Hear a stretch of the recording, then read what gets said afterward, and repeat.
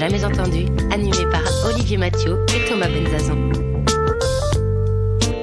Parce que vous entendrez encore trop peu de voix féminines parmi les dirigeants du Next 40, nous avons voulu avec Olivier et Thomas féminiser à notre manière ce palmarès des champions de la tech en proposant à leurs dirigeants de mettre en lumière une femme entrepreneur qu'ils admirent. Bonjour, je suis Solène Etienne, cofondatrice de Feuille Blanche et je vous propose de découvrir les 6 stars du Next 40.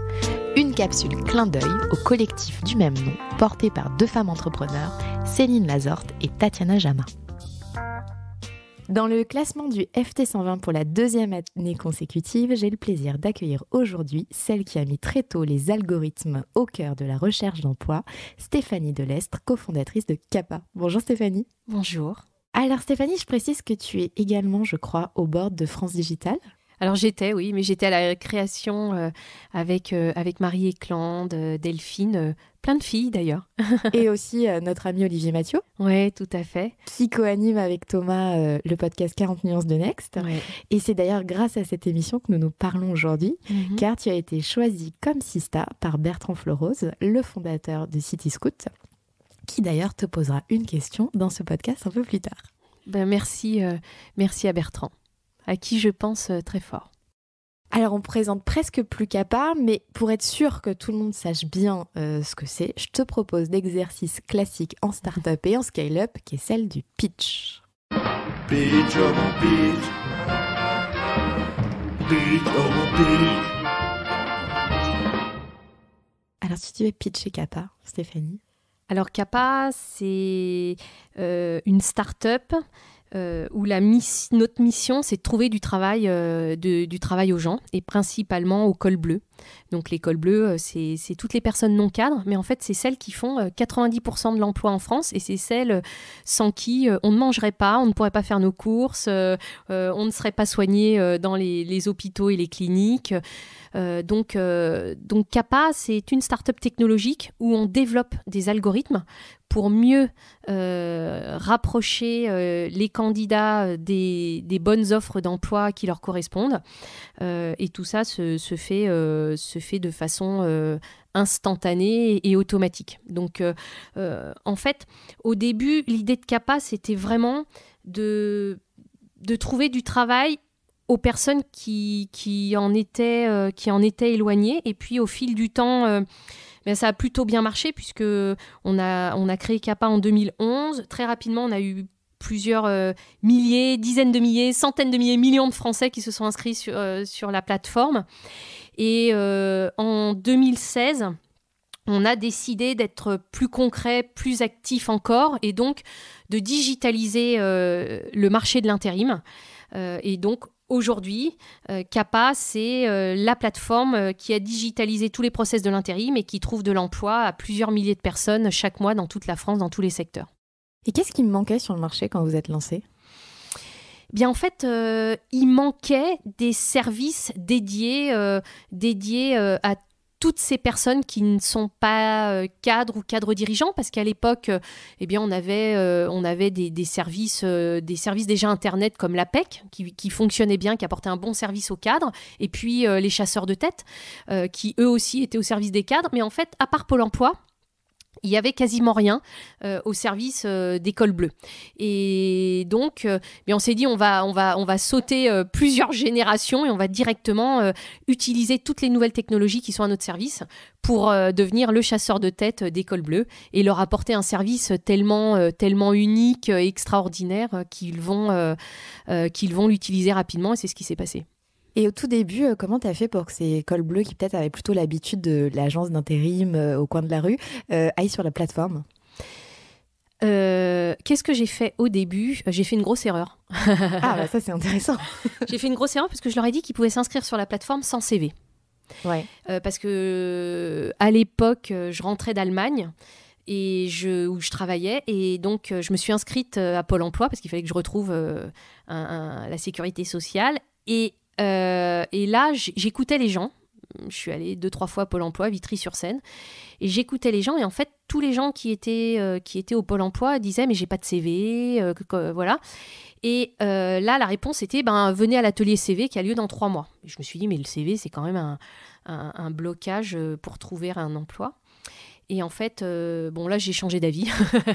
Le CV, finalement, c'est un bon outil pour trouver un emploi rapidement parce qu'en fait, on trouve toutes les informations dont nos algorithmes ont besoin pour proposer le bon emploi rapidement. Mais peut-être vous leur donnez un cadre pour faire ce CV. Voilà. Et donc, la première idée, c'était de leur dire, si tu n'as pas de CV, c'est pas grave, viens sur CAPA, on va te donner un cadre et on va te faire ton CV de façon automatique. Donc ça a été vraiment le facteur d'acquisition des personnes en recherche d'emploi qui se sont inscrites très, très, très massivement sur le site rapidement. Et du coup, au début, comment tu as fait pour te faire connaître justement de tous ces gens-là ? T'as fait des coups de com', des partenariats ? Alors, moi, je suis tombée dans le web au début des années 2000. Ouais. Donc, je pense qu'une de mes expertises, c'est de savoir comment aller chercher du trafic pour un site. Ça a été mon métier pendant très longtemps. Et donc là, j'ai vraiment utilisé tous les outils à disposition, à la fois offline et online, pour faire connaître le site. Mais vraiment tout. Et puis après, j'ai regardé ce qui marchait. Les métriques, tu t'es servi de ton expérience passée. Ouais, c'est clair. Au service de CAPA. En fait, ça a vraiment conduit ma vie. C'est-à-dire que toute petite, je rêvais de changer le monde. Alors, c'est 3 mots qui aujourd'hui sont un peu galvaudés, mais moi, c'était vraiment comme ça. Guidée par l'injustice. Et donc, je me suis toujours dit qu'il fallait que j'acquière beaucoup, beaucoup de compétences dans des domaines très variés pour un jour pouvoir créer quelque chose qui changerait la vie des gens. Et donc, j'ai acquis des compétences au cours d'abord à l'école et puis ensuite au cours de mes premiers jobs avant CAPA. J'ai vraiment à chaque fois cherché à acquérir de l'expérience. Je suis quelqu'un de très curieux, donc je lis beaucoup. Je regarde ce qui se passe autour de moi, je regarde ce qui marche, j'essaie de comprendre les tendances. Et c'est ça qui m'a toujours guidée. Et quel a été le déclic, du coup, pour créer CAPA ? Le déclic, il s'appelle Philippe Colombel. Il dirige le fonds Partech. Et en fait, c'est lui qui m'a recruté en 2008 pour diriger une des startups dans lesquelles il avait investi à Hambourg en Allemagne. Et quand cette startup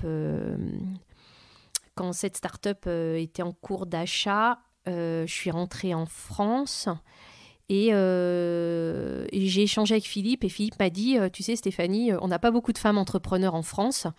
Ce serait peut-être le moment que tu te lances. Voilà qui a été le déclic. Et du coup, tu as suivi ce conseil ? Et du coup, je me suis dit que c'était le bon moment, mais c'est vrai que je pense qu'en tant que femme, il y a toujours ce fameux plafond de verre, pour le coup, qui ces 10 dernières années quand même tremble beaucoup, donc j'en suis très très heureuse pour nous toutes. Mais c'est vrai qu'à l'époque, j'ai eu besoin de ce petit déclic en me disant, mais finalement, j'ai fait le bilan des compétences que j'avais acquises. Et je me suis dit, ouais, c'est le moment, je ne suis pas trop mauvaise en commercial, en marketing, en finance. Je me suis sentie prête parce que j'ai senti que j'avais les compétences clés pour pouvoir lancer une entreprise. Si tu devais nous décrire CAPA en quelques chiffres aujourd'hui. Le chiffre le plus important pour moi, c'est le nombre de personnes qui travaillent grâce à CAPA. Ouais. Donc aujourd'hui, on a à peu près 4000 personnes qui sont en poste, là, en ce moment, dans plein de secteurs différents dans toute la France et qui travaillent avec CAPA. Donc ça, c'est pour moi le chiffre top de CAPA et on n'en est qu'au début, on va continuer. Et est-ce que le confinement a eu un impact sur ton activité ? Oui, le confinement a eu un impact fort puisque je pense qu'il y a eu le monde d'avant et le monde d'après du confinement. Ouais. Et en fait, le confinement a accéléré la prise de conscience de la transformation digitale par nos clients. Et donc, ça, c'est clé. Donc, CAPA, c'est la plateforme de l'intérim de l'intérim digital. On a digitalisé tous les process, le sourcing des candidats, le matching sur l'offre, toute la partie administrative, puisque c'est nous qui sommes l'employeur de ces 4000 collaborateurs et que nous déléguons dans nos entreprises, chez nos entreprises clientes. Et en fait, on avait quelques freins encore dans le déploiement de CAPA. De la part des clients. Tout à fait. Alors, Ouais. absolument pas de la part des candidats. Tous les candidats, même ceux qu'on pense très éloignés des nouvelles technologies, savent tout à fait ce que c'est qu'un smartphone, l'utilisent pour communiquer avec leurs parents en France ou à l'étranger, pour faire leurs courses, pour communiquer. Donc en fait, chez les candidats, le smartphone, c'est de toute façon, mais chez 100% des personnes en recherche d'emploi en France, hein, quel que soit leur âge, leurs conditions sociales, leurs compétences, leurs expériences professionnelles. C'est devenu un réflexe finalement. Exactement. Limite, ils cherchent plus sur leur téléphone que sur leur Bien sûr, ordinateur. bien sûr. Et donc, en revanche, chez certains clients, il y avait une espèce d'appréhension en disant oui, mais vous n'avez pas d'agence physique, donc comment vous rencontrez les candidats et puis comment vous vérifiez leurs compétences, etc., etc. Et puis le confinement arrive.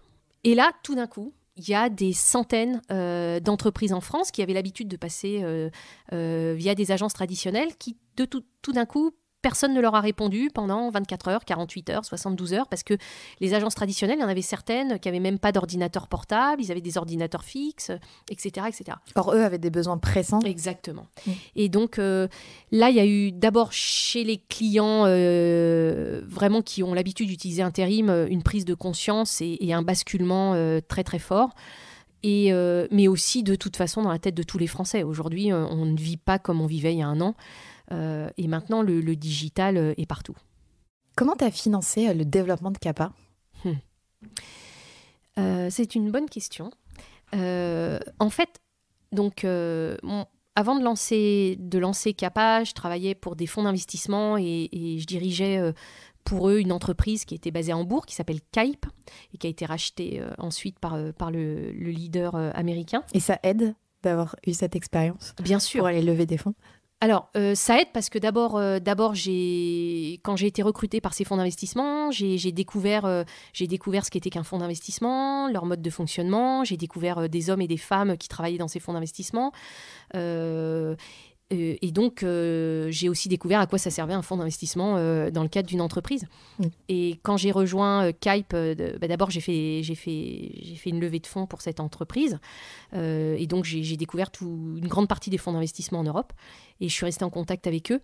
Et j'ai découvert que... Alors, c'est pas une obligation, hein, mais en tout cas, pour moi, un fonds d'investissement, ça a deux avantages. Le premier avantage, d'abord, c'est que il rencontre toutes les startups d'Europe, voire du monde. Et donc, ils savent exactement ce qui se passe. Ils voient les tendances, ils voient les rythmes, etc. Et donc, c'est une source d'information essentielle parce que quand on dirige une startup, on n'a pas forcément toujours le temps d'être au courant de tout. Donc, c'est des feedbacks et des insights intéressants par rapport à ton marché et aux perspectives que tu peux avoir de développement. Exactement. Et puis, la deuxième raison, c'est que c'était aussi pour moi un bon métronome. C'est-à-dire qu'un fonds d'investissement, ça donne le rythme. Et ça en tout cas, moi, ça m'a permis et ça me permet toujours de savoir comment se situe la société, est-ce qu'on est dans le bon rythme, est-ce qu'on fait les bons choix. Donc, pour moi, c'était une évidence pour lancer CAPA de le faire dès le début avec des fonds d'investissement. Et tu peux nous dire combien tu as levé ? Alors, la première levée de fonds, c'était 1,7 million en 2011 avec 360 et Partech. Ouais. Et il y a eu une deuxième levée de fonds en décembre 2016 qui était avec toujours 360 Partech et Index, Dominique Vidal. Et aujourd'hui, les enjeux auxquels sont confrontés CAPA ? Le principal enjeu, c'est que maintenant, on est vraiment au cœur de cette transformation digitale. Finalement, c'est comme tu l'avais rêvé en 2008 ? Ouais. Et donc, et 2010, on a commencé à réfléchir à CAPA en 2010 et on a vraiment lancé en 2011. Et donc aujourd'hui, toutes les personnes en recherche d'emploi, les candidats, ils ont bien compris le pouvoir des nouvelles technologies, des réseaux sociaux sur lesquels Kappa est très présent. Et donc, c'est la raison pour laquelle on a beaucoup de candidats qui sont inscrits sur Kappa et qui continuent de s'inscrire. Aujourd'hui, on a une CVTech d'un peu plus de 5 millions de profils dans tous les secteurs, dans toute la France. Et notre enjeu aujourd'hui, c'est d'être aux côtés de nos clients et de nos futurs clients pour leur montrer que la transformation digitale, elle est là et que Kappa, c'est leur solution digitale sur l'intérim. Et de les accompagner dans cette transition.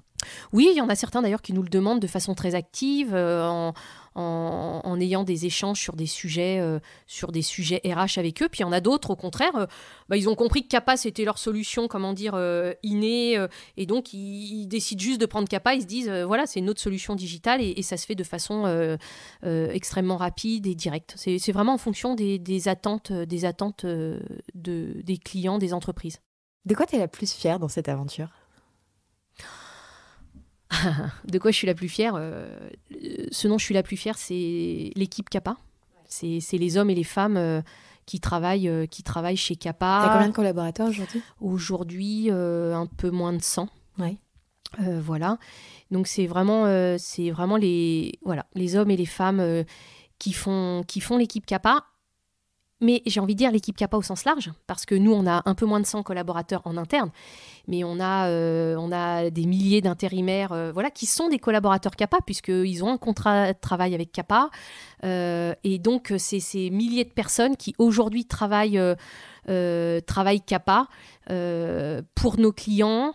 Et c'est vraiment ça dont je suis le plus fière. Mon kiff le matin, ce qui me fait tenir tous les matins et ce qui me donne une pêche incroyable, c'est quand je me dis aujourd'hui, je vais sur Beurre FM, la maman de Malika, elle va m'appeler et puis elle va me dire Stéphanie, j'arrive pas à trouver un stage ou un emploi pour ma fille, est-ce que vous pouvez m'aider? Qu'elle va me rappeler une semaine après pour me dire Stéphanie, c'est bon.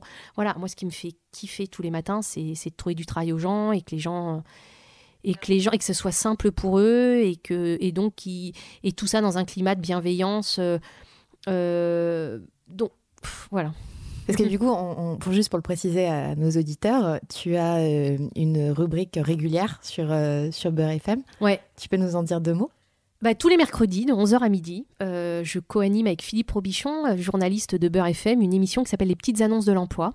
C'est la seule émission dédiée à l'emploi en France, en direct, où les entreprises nous appellent pour proposer leurs offres d'emploi. Donc on a vraiment tout type d'entreprises, des grands groupes, des entreprises de services à la personne, des restaurants, alors un peu moins en ce moment, mais ça va repartir.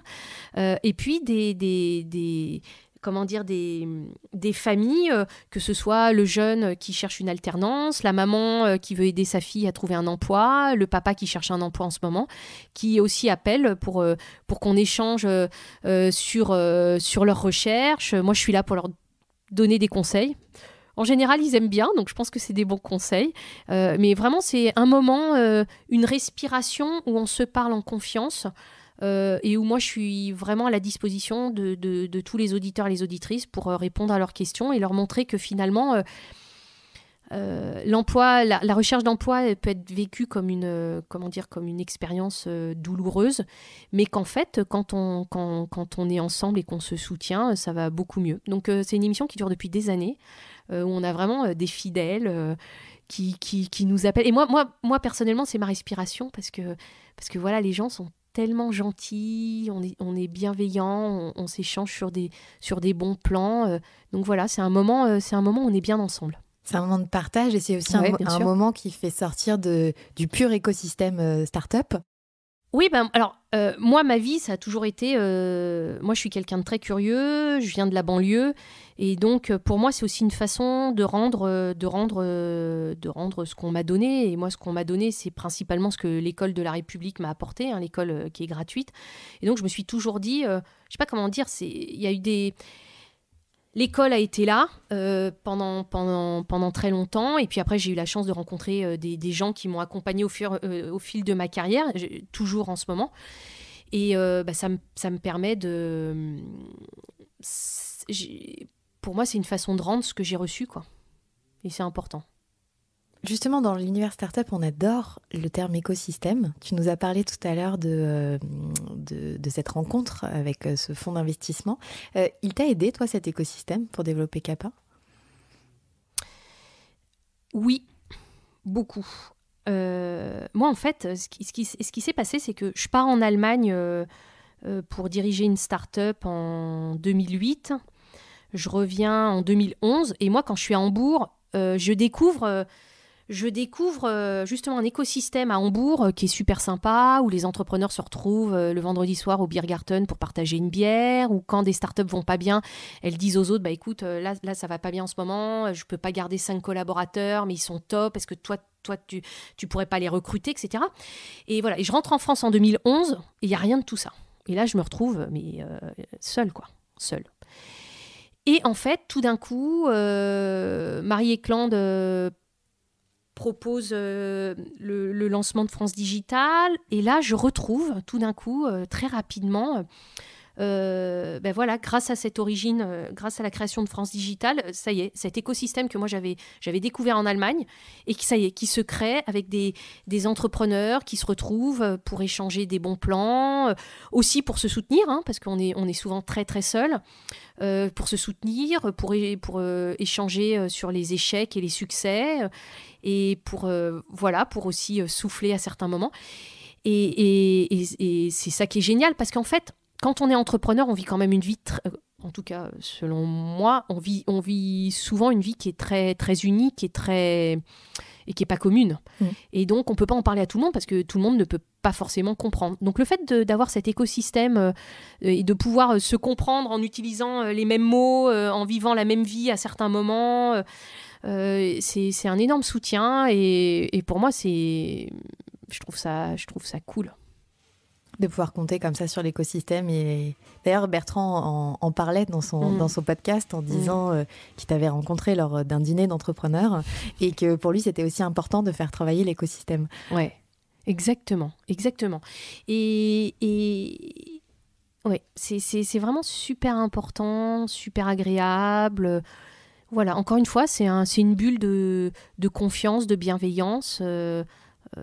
Et c'est important parce qu'on est quand même sollicité tous les jours. On n'a pas des bonnes nouvelles tous les jours. On est dans un univers. Moi, ce que j'adore dans ce que je fais, c'est que j'ai l'impression. Moi, j'ai besoin d'adrénaline pour vivre. J'ai vraiment besoin d'avoir des émotions fortes qui peuvent être positives ou négatives. Mais si on en a des négatives, de toute façon, on en a des positives après. Et donc, moi, c'est ce que je dis. La vie d'entrepreneur, en tout cas la mienne, c'est comme si je sautais 100 fois en parachute tous les jours. Et en fait, j'adore ça. Et donc, mais c'est aussi important d'avoir, quand on saute en parachute, on a une équipe autour de soi. On a un pilote d'avion, on a la personne qui nous aide à plier le parachute, ou en tout cas qui nous apprend. Il y a ceux qui sautent avec nous. Voilà. Et pour moi, en tout cas, c'est vraiment l'image que j'ai de ma vie tous les jours. Et donc, c'est important d'avoir aussi tous ces gens-là qui sont soit dans votre équipe directe, soit les gens avec qui vous travaillez, vos clients, chez nous, tous nos intérimaires, tous nos candidats, mais aussi au sens large. Donc tout ça, pour moi, en tout cas pour moi, les hommes et les femmes, c'est ce qu'il y a de clé, quoi. C'est ce qui me fait vivre tous les jours, et c'est pour ça que je me lève tous les matins, quoi. Alors, tu nous disais que tu as travaillé une dizaine d'années dans l'univers des médias et du digital avant de lancer Kappa. Tu as su créer des communautés et donc tu connais le pouvoir des réseaux sociaux. Comment on gère une crise, si on peut appeler ça une crise, quand on se fait dénoncer en ligne ? Pour moi, la meilleure des réponses, c'est la transparence. C'est-à-dire que moi, j'ai rien à cacher. Et d'ailleurs, on a de la chance, on a des très beaux bureaux en plein cœur de Paris, donc c'est facile pour et les gens à Paris et les gens en province de monter nous voir à Paris, et ils seront accueillis autour d'un bon café ou d'un bon thé avec des petits gâteaux et d'échanger. Encore une fois, moi, ce qui me guide, c'est l'adrénaline, la curiosité. Et en fait, c'est la sensation de vivre de façon très intense, 24 heures sur 24. Et donc, les réseaux sociaux, c'est intéressant aussi parce que tout d'un coup, on a accès au monde, on a accès à des gens auxquels peut-être on ne pourrait pas avoir accès. Donc c'est incroyable. Et puis après, c'est vrai qu'on peut aussi trouver sur des réseaux sociaux des gens qui disent « je ne suis pas content ». Voilà. Donc pour moi, la meilleure façon d'y répondre, c'est la transparence en disant « venez chez Kappa, venez, on va se boire un café, on va passer un moment cool ensemble, on va échanger, on va débattre, on va discuter ». Voilà. Ce qui est compliqué, c'est quand cette proposition-là, qui est une proposition de politesse minimum, n'est pas possible. Ouais. C'est-à-dire que quand vous êtes attaqué de façon anonyme. Moi, j'ai fait des études d'histoire. Je suis passionnée d'histoire. Et donc, le fait, dans un pays comme le nôtre, d'avoir une parole libre, pour moi, est extrêmement important. C'est-à-dire, pour moi, on peut parler de tout, sans filtre, quand on veut. C'est extrêmement important. Mais après, la chose, c'est aussi quand on exprime ses idées ou ses points de vue, normalement, c'est de le faire en disant, voilà, moi, je suis Stéphanie Delestre, mon point de vue, c'est ça. Et après, on peut être d'accord, pas d'accord, mais moi, le débat, pour moi, est important. Aujourd'hui, c'est pas forcément possible. Et donc, les dérives, pour moi, sont... Pour toi, c'est l'anonymat qui fait que le débat n'est pas possible ? Bien sûr. Demain, je peux accuser n'importe qui de n'importe quoi sous anonymat. En revanche, Stéphanie Delestre, c'est un peu plus compliqué. Oui. C'est un peu plus compliqué parce que là, je peux être... D'abord, on va pouvoir regarder dans quel contexte je tiens ces propos. On va aussi pouvoir m'attaquer au tribunal pour diffamation. Je rappelle quand même qu'en France, il y a la justice est le troisième pouvoir protégé. Et donc, et c'est important que ça reste comme ça. Nous, chez Kappa, oui, on a eu des avis négatifs sur certains réseaux. Alors, c'est marrant, il y en a qui sont supprimés, parce que quand on demande après... à voir les contenus et donc qui les a écrits, quelquefois il y en a qui sont supprimés. Mais encore une fois, moi, le plus important, c'est de dire, si vous avez des choses à dire, il faut pouvoir les dire. Il faut pouvoir les dire en se citant. Voilà, pour qu'on puisse y répondre, en débattre. Il y a aussi le fait d'assumer ses propos, finalement. Je ne sais pas si c'est assumé. Il y a beaucoup de gens qui n'assument rien. Mais c'est pour ça que du coup, l'anonymat est plus facile. Oui, mais après, moi, ce qui me fait toujours peur, encore une fois, c'est que il faut pouvoir répondre. Et il faut pouvoir, si c'est nécessaire, se défendre au tribunal. Donc, quand on va au tribunal... moi, voilà, je respecte la justice. C'est un sujet... C'est un sujet qui peut apporter des dérives extrêmement graves. Je ne vais pas revenir sur des faits où il y a quand même un professeur qui est décédé. Moi, je viens d'une famille de profs. Il y a quand même un professeur qui a été assassiné. Voilà, donc ça peut arriver à des situations. On peut arriver à des suicides, on peut arriver à des entreprises qui ferment où il y a des dizaines, des centaines, des milliers d'emplois. On peut arriver à n'importe quoi. Donc, moi, c'est pas ma façon de faire. Quand j'ai des choses à dire, je le dis sous mon nom. Et selon toi, ce phénomène qui prend de l'ampleur ces dernières semaines, qu'est-ce qu'il dit de notre société ? Alors d'abord, je pense pas qu'il prenne de l'ampleur du tout. Pas du tout, parce que vous savez, c'est un effet de mode, quoi. Tout d'un coup, on en parle, puis tout d'un coup, après, on n'en parle plus. Donc non, ça prend pas de l'ampleur. Qu'est-ce que ça dit de notre société ? À mon sens, rien. Parce que d'abord, c'est pas un phénomène qui prend de l'ampleur. Deuxièmement, c'est un épiphénomène dans un petit groupe que ça intéresse à un moment T. Moi, c'est pas mes sujets. Moi, mes sujets, c'est je suis curieuse, donc je regarde tout ce qui se passe autour de moi. Moi, j'ai été formée encore une fois à l'école où on m'a appris à analyser, à synthétiser et à savoir critiquer au sens du terme. Voilà. Donc c'est pas les sujets importants en ce moment, quoi. Et toi, il y a eu des répercussions auprès des, je sais pas, des clients ou des collaborateurs? Alors, en fait, moi, j'ai été informée qu'il y avait des personnes qui parlaient de toutes les startups parce qu'on parle d'écosystème, les collaborateurs, ils vivent dans cet écosystème. Et donc, ils m'ont dit, Stéphanie, t'as vu, il y a des trucs, à la fois des trucs dithyrambiques, mais t'es sûre que ça se passe comme ça, ou des trucs, il y a des gens qui critiquent. Donc, je suis allée voir. Et donc, la réponse des collaborateurs, on s'en est parlé, oui, parce qu'on se parle de tout, hein. Il n'y a pas de sujet caché, on se parle de tout. Et la réponse des collaborateurs, c'est nous, on aimerait bien, s'ils veulent venir, s'ils veulent qu'on parle, etc. Donc, encore une fois, moi, j'invite tous ceux qui le souhaitent à venir chez Kappa prendre un café, à ce qu'on se parle sur des sujets libres et variés. Nous, par exemple, on organise des petits déjeuners. Des petits déjeuners où on a des invités, où on a... Alors là, avec le confinement, on a dû arrêter, mais on a des invités très différents, soit des entrepreneurs, parce qu'on a beaucoup de collaborateurs qui émettent le désir un jour de lancer leur propre boîte, et ça, j'adore, quoi. Moi, je pense que T'en as déjà eu, d'ailleurs? Ouais, bien sûr. Ouais. Bien sûr. Je suis super fière. Je suis super fière parce que un de mes objectifs, c'est à la fois de faire... mon premier objectif, c'est de faire grandir toutes les personnes avec qui je travaille et qui me fassent grandir. Et puis mon deuxième objectif, c'est pour tous ceux qui veulent lancer leur boîte, si je peux leur donner... en tout cas, s'ils peuvent voir comment ça se passe de l'intérieur, le vivre, avoir des expériences positives, négatives pour après pouvoir lancer leur boîte et tout, je trouve ça génialissime. Donc oui, j'en ai eu et je suis super fière. Voilà, mais donc comme on aime bien rencontrer des gens différents, et tout le monde est invité chez Kappa quand il souhaite, et on échange là-dessus. Donc l'invitation est lancée. Ouais.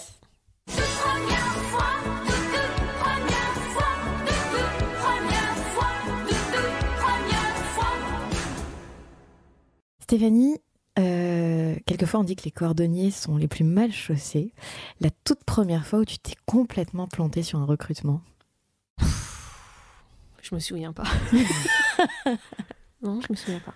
Alors, on a une émission avec des jeunes, quand ils savent pas quoi répondre, ils me disent « swipe ». Alors, swipe.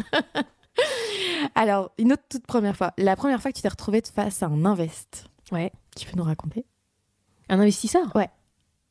Bah, c'était pour un entretien d'embauche. Non, mais pour Kappa. Ah, pour Kappa? Ouais. Bien, c'était... Oui, alors c'était top parce que moi j'avais travaillé pour des fonds d'investissement, puisqu'ils m'avaient sélectionné pour diriger une de leurs sociétés. Et donc ensuite, quand je leur ai présenté Kappa, c'était top parce que moi je croyais dans mon rêve à fond. Et en fait, ils m'ont encouragée dans ce rêve. Donc en me disant mais Stéphanie, c'est le moment, quoi, vas-y et tout, donc top. Je sais pas quoi dire de plus, quoi. Encore une fois, moi on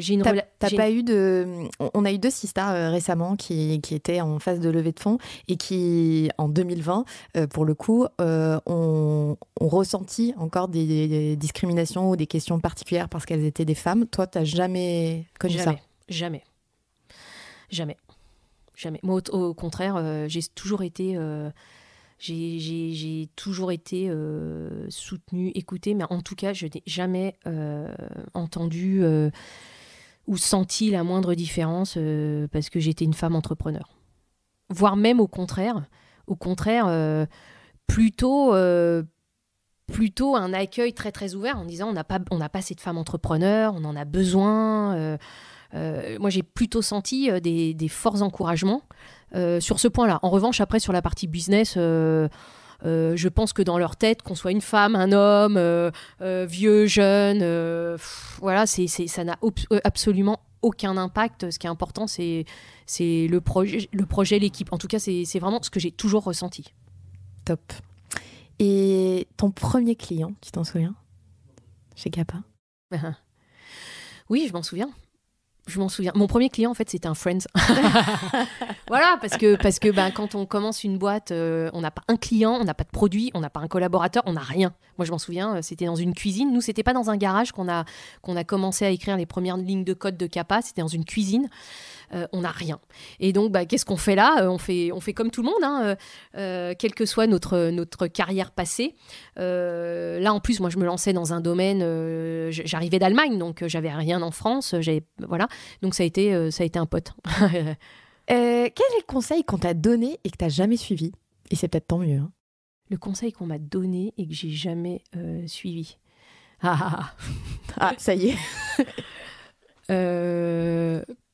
Repose-toi ou prends des vacances. On va y revenir à ce sujet-là. Et le meilleur conseil que t'as reçu?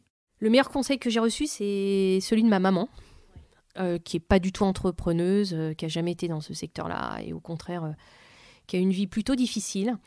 Et le meilleur conseil qu'elle m'a donné, c'est respecte les gens autour de toi. Respecte tout le monde et intéresse-toi à eux et sois curieuse d'eux. Et ça, c'est... Voilà. Et le conseil que toi, tu voudrais donner? Je trouve qu'on a une chance extraordinaire, c'est de vivre une révolution industrielle incroyable. Et donc, d'être curieux. La curiosité, ça mène à des rencontres incroyables, ça mène à découvrir des univers qu'on ne connaissait pas, donc être curieux. Allez, relaxez-vous. Et maintenant, on parle de vous? Là, Stéphanie fait des gros yeux. Elle était comment, Stéphanie, petite? Elle était dans une famille très, très simple, très aimante, et avec dans une cité HLM à Vitry-sur-Seine, avec ses meilleurs potes qui étaient ses frères et sœurs. Et donc, on était tout le temps en bas dans la cour avec des patins à roulettes aux pieds. Et la ville nous appartenait. Et voilà. Elle est toujours libre et soudée. On était vraiment... il pouvait rien nous arriver. On découvrait le monde et voilà, avec nos patins à roulettes. Et c'est des gens que tu vois toujours aujourd'hui? Non, parce que Kappa, c'est quand même devenu ma vie depuis 10 ans. Kappa t'accapare un petit peu. Ouais, exactement. Exactement. Tout à l'heure, tu disais, quand j'étais petite, je voulais changer le monde. Ouais. Est-ce que tu te rappelles de soit de rencontres, soit de discussions, soit de choses qui a pu t'arriver dans ton enfance où tu t'es dit, moi, je veux changer le monde? D'où elle te vient, cette volonté? Elle me vient de là d'où je viens, quoi. Ouais. Elle me vient de là d'où je viens. Voilà. Quand on est dans une cité, quand on vit dans une cité HLM à Vitry-sur-Seine, en fait, on vit dans un monde où, même si on est très aimé et qu'on a des amis très aimants, donc une famille très aimante, donc on se sent à la fois, on se sent avec une énergie et une liberté incroyable, mais contraint, parce qu'on a l'impression qu'on n'est pas né là où il fallait naître. Et là, il y a un sentiment d'injustice, énorme, et on se dit, en fait, je vais tout faire pour montrer que en fait, on est tous pareils, on doit tous avoir les mêmes possibilités de réaliser nos rêves. Et voilà. Et ça, c'est passé par le travail, du coup, par les études, ouais. De t'encourager dans cette voie-là? Ah oui, moi, alors après, c'était une éducation aussi. Hein. Ouais. C'était une éducation. Moi, je venais d'une famille pauvre, mais de professeurs qui... Bon, je vais peut-être pas rentrer là-dedans, mais avec une histoire incroyable de ma grand-mère. Et donc, la culture, c'était tu vas t'en sortir par le travail. Mm. Et cette grand-mère, elle t'a inspirée?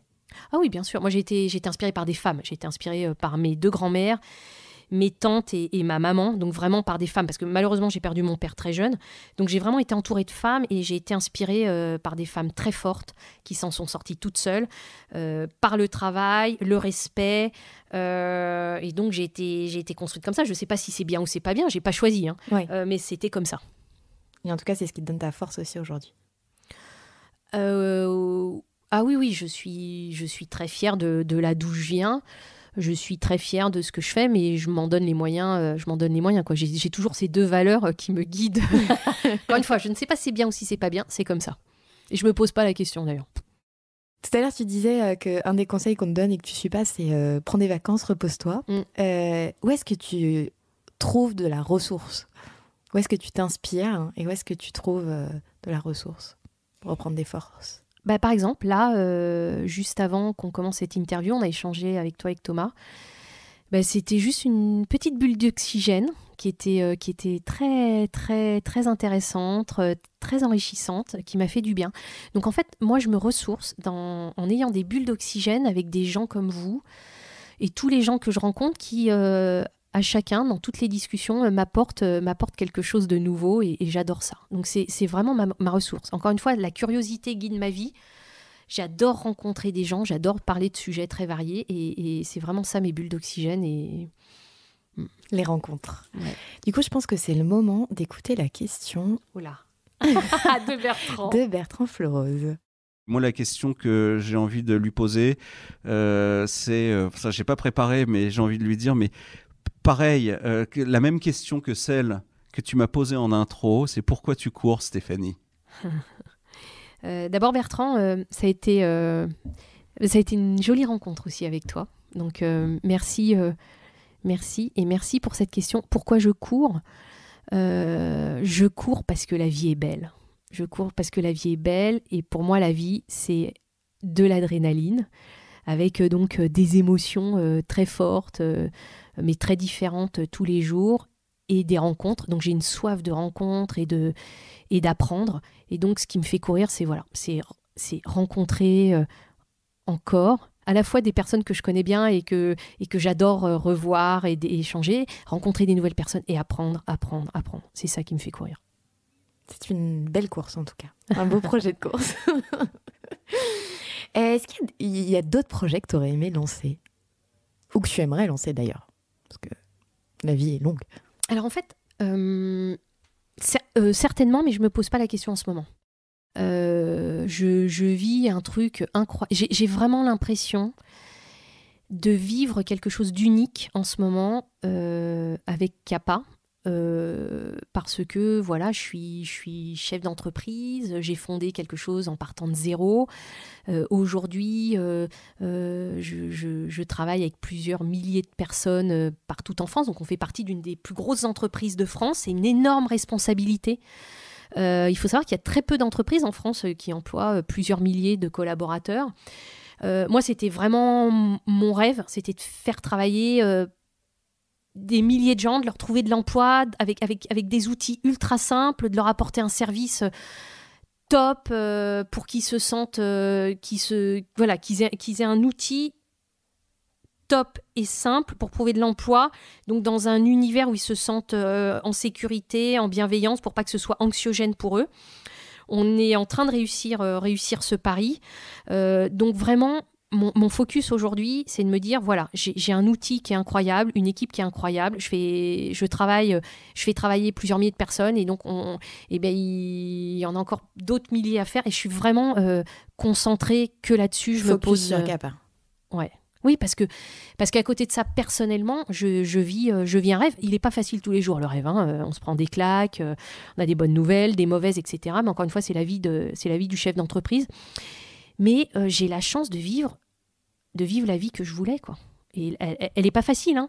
Mais en tout cas, c'est celle qu'à un moment, c'était être chef d'entreprise, pouvoir apporter du travail aux gens et que ça se passe bien pour eux. Et en fait, là, on y est, quoi. Ça marche et donc il faut que ça marche encore pour le plus grand nombre. Donc, je pense qu'à ça. Waouh! Tu viens de dire que quand on est chef d'entreprise, on se prend des claques. C'est quoi la plus grosse claque que tu as prise? Alors en fait, je voudrais répondre à cette question de façon différente. Je pense pas aux plus grosses claques, parce qu'en fait, la particularité, je pense, de notre métier, c'est qu'on s'en prend plein tous les jours. Et donc, je garde pas... Alors moi, j'ai une faculté à oublier les mauvaises nouvelles ou les mauvaises décisions, etc. et à ne pas regarder dans le rétroviseur. Ça ne veut pas dire que j'oublie sans en garder les enseignements. Mais j'essaie vraiment de toujours regarder vers l'avenir. D'ailleurs, ce qui est un petit problème, parce que quelquefois, je suis passée dans le présent. Mais en tout cas, dans le passé, non. Donc en fait, je sais pas quelle est la plus grande claque que j'ai prise. Je sais juste que j'en prends tous les jours. Ouais. des petites, des moyennes, des grosses. Par exemple, un client qui vous dit finalement non, je vais pas te prendre cet intérimaire-là, c'est une petite claque parce que ça me fait pas plaisir, ou un collaborateur qui me dit Stéphanie, finalement je vais monter ma boîte. Alors à la fois je suis super plaisir, mais en même temps j'ai pas envie qu'il quitte Kappa. Voilà. Donc des claques, je m'en prends tous les jours, mais c'est notre vie d'entrepreneur, donc c'est comme ça que je voudrais y répondre. C'est qu'on a des claques tous les jours, mais il faut les assumer, il faut les corriger, ou il faut évoluer. Et donc en fait, moi je suis en évolution permanente, voilà. Alors, tu disais tout à l'heure que c'est la curiosité qui t'animait. En préparant cette interview, j'ai regardé des interviews de toi au tout début de Kappa, dont une où j'ai reconnu la voix de Thomas. Et tu disais que tu as mis donc, les algorithmes au cœur de ton business, et tu en parlais au tout début comme une boîte noire qui permettait de faire des matchings, parce qu'à l'époque, les algorithmes, c'était pas un mot qu'on entendait tout le temps. Aujourd'hui, c'est un mot qui est partout, aussi pour la jeune génération. Comment tu gères cette idée que les algorithmes pourraient driver complètement la vie des jeunes générations?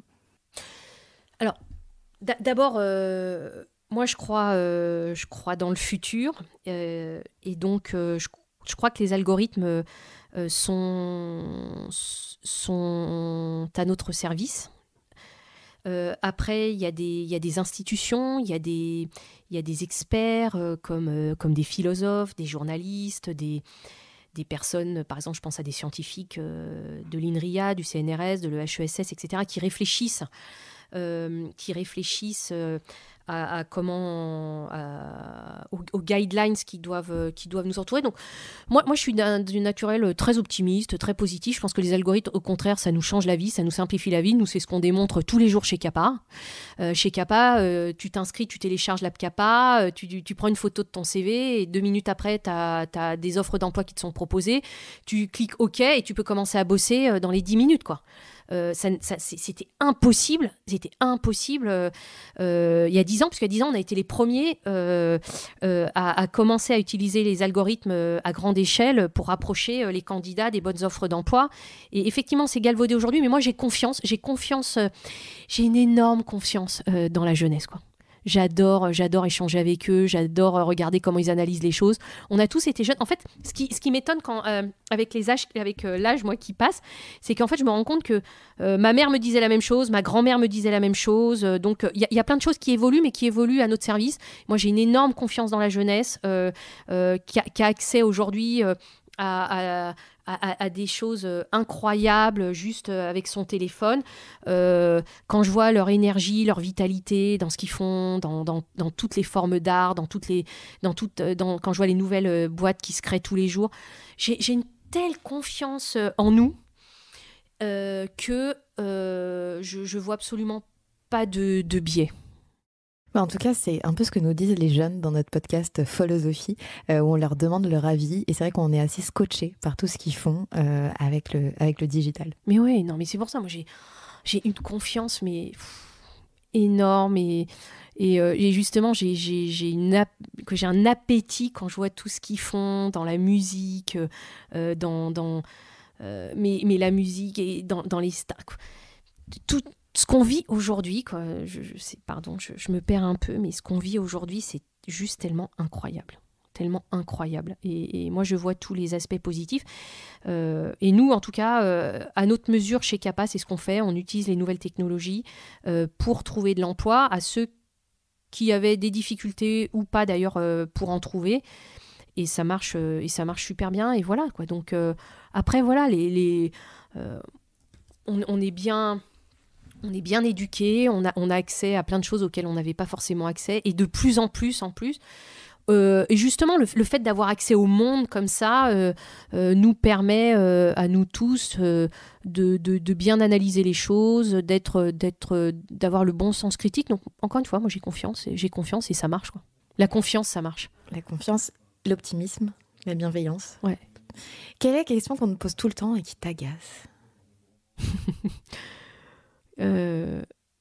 Quelle est la confiance? Là, je pense tout de suite aux collaborateurs, aux collaborateurs CAPA. Je pense à eux parce que... non, je vais... En fait, ils m'agacent pas, mais ils me font rire. Donc non, j'ai pas de questions qui m'agacent. Encore une fois...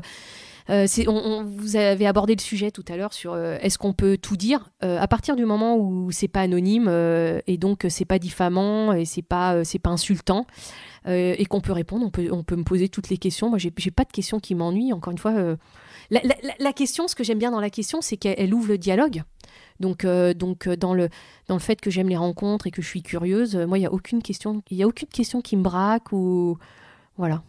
Et quelle est la question que tu aimerais qu'on te pose et qu'on va te poser ? J'aime bien quand on me demande comment je vais. Et alors ? Alors pourquoi ? Parce qu'en fait, je suis tellement vers les autres que quelquefois on a l'impression que je suis un roc et que donc voilà, moi je suis là.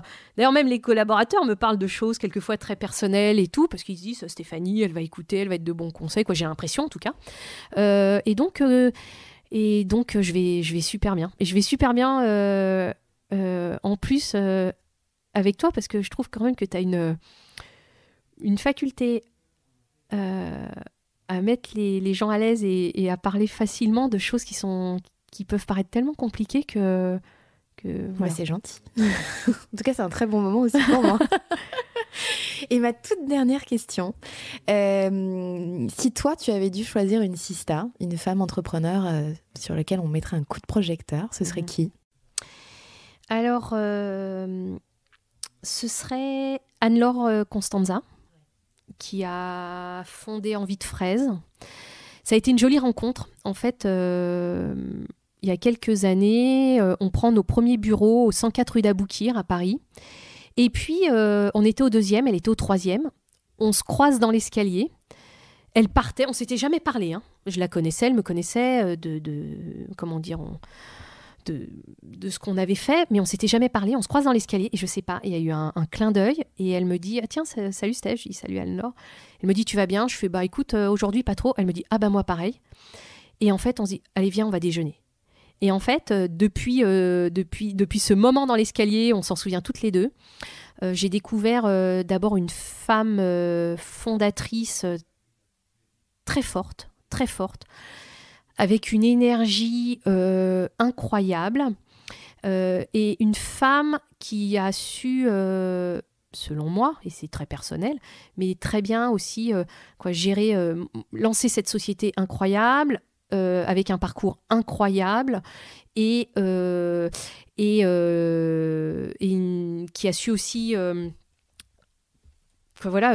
faire sa vie personnelle de façon incroyable avec des très belles histoires avec ses enfants. Et donc, pour moi, c'est une force incroyable. Et en fait, dès que j'ai un petit coup de moins bien, je l'appelle et elle est toujours là. C'est ta bulle d'oxygène, finalement. Une des bulles d'oxygène, mais très, très personnelle, quoi. Voilà. Donc Anne-Laure, tu sais que je sais que tu es là pour moi. Tu sais que je suis là pour toi. Mais ça a été un fort soutien et une très belle rencontre. Et c'est une très belle histoire d'amitié, toutes les deux. Donc, je pense tout de suite à Anne-Laure. Super, merci pour cette jolie dédicace à Anne-Laure. Et merci à toi pour ce moment qu'on vient de passer ensemble, ta générosité et ta transparence sur tous les sujets. Et je te dis à très bientôt. Merci beaucoup à toi. 40 nuances de Next. Le Next 40, comme vous ne l'avez jamais entendu, animé par Olivier Mathieu et Thomas Benzazon. Parce que vous entendrez encore trop peu de voix féminines parmi les dirigeants du Next 40, nous avons voulu avec Olivier et Thomas féminiser à notre manière ce palmarès des champions de la tech en proposant à leurs dirigeants de mettre en lumière une femme entrepreneur qu'ils admirent. Bonjour, je suis Solène Etienne, cofondatrice de Feuille Blanche et je vous propose de découvrir les sistas du Next 40. Une capsule clin d'œil au collectif du même nom porté par deux femmes entrepreneurs, Céline Lazorte et Tatiana Jama.